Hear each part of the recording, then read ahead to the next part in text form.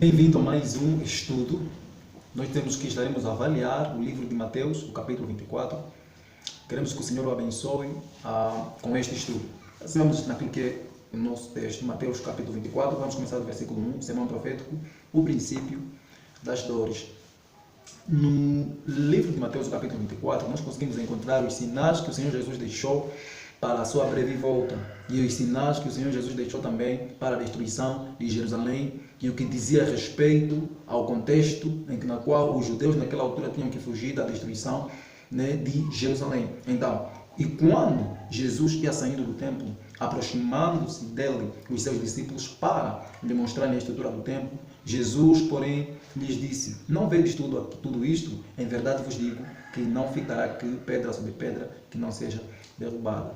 Jerusalém era o templo mais magnífico, muito, mas muito magnífico. Era um templo muito lindo.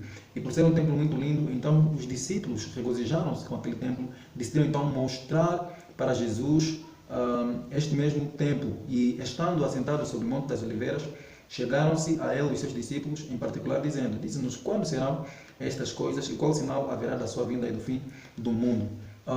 Nós conseguimos encontrar ali dois contextos, dois períodos proféticos. O período profético que aplica-se diretamente para Jerusalém, para os judeus, e o período profético que aplica-se para o mundo. Quer dizer, na profecia, neste sermão profético, nós conseguimos encontrar o desfecho de Jerusalém e também encontramos, nesse caso, o desfecho do mundo. É por essa razão que, na preocupação deles poderem saber que eventos e que sinais haverá para a vinda do Messias e para o fim do mundo, Jesus respondeu-lhes dizendo: acautelai-vos para que ninguém vos engane. É a primeira coisa, o engano. Muitas pessoas estão sendo levadas a engano hoje, nos dias de hoje.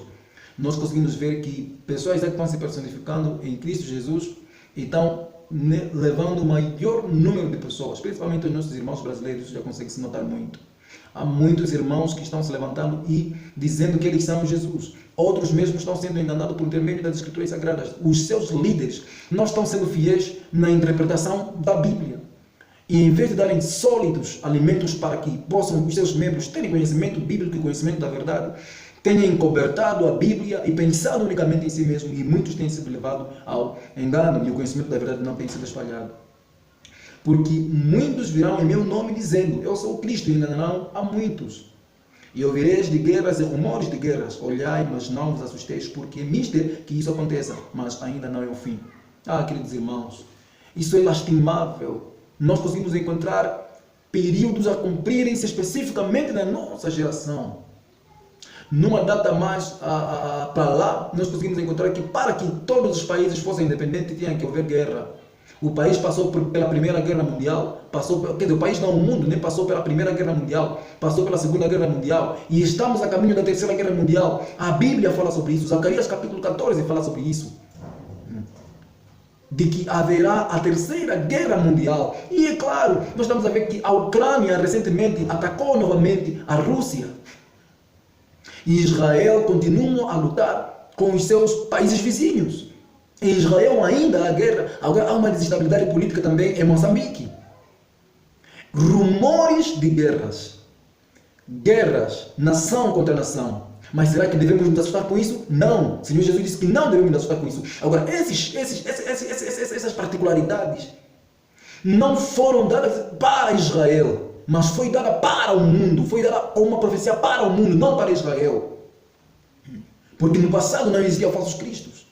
No passado não existiam rumores de guerra quando Jesus Cristo estava aqui na terra. Portanto, se levantará nação contra nação, reino contra reino, e haverá fomes e pestes, terremotos em vários lugares. Claramente que essas todas as coisas cumpriram-se e até aos dias atuais continuam a cumprir-se.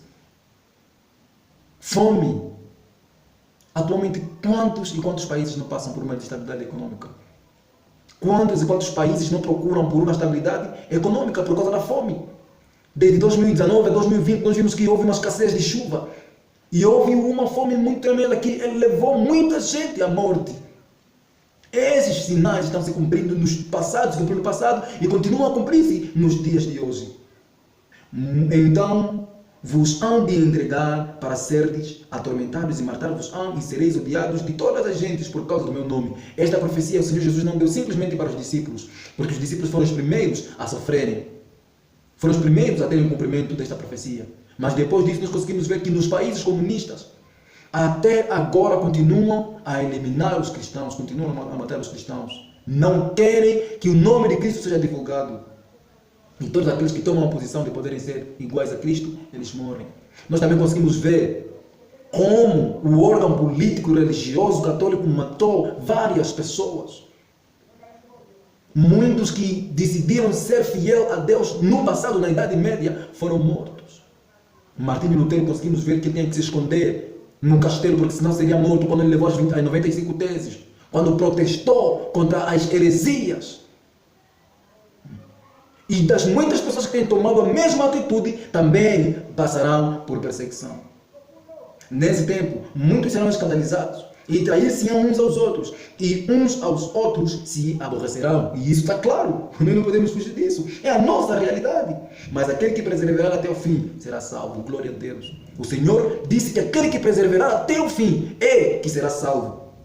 E o último grande sinal diz que e este é o evangelho do reino. Tudo quanto o Senhor disse será pregado em todo o mundo, em testemunho em todas as nações, em todas as gente virá o fim.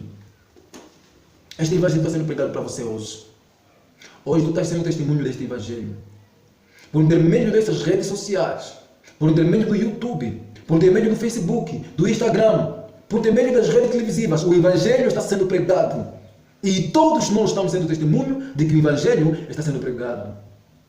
Nós precisamos de tomar uma posição. Querido irmão, os sinais são evidentes. E o mundo não vai passar por uma paz aparente.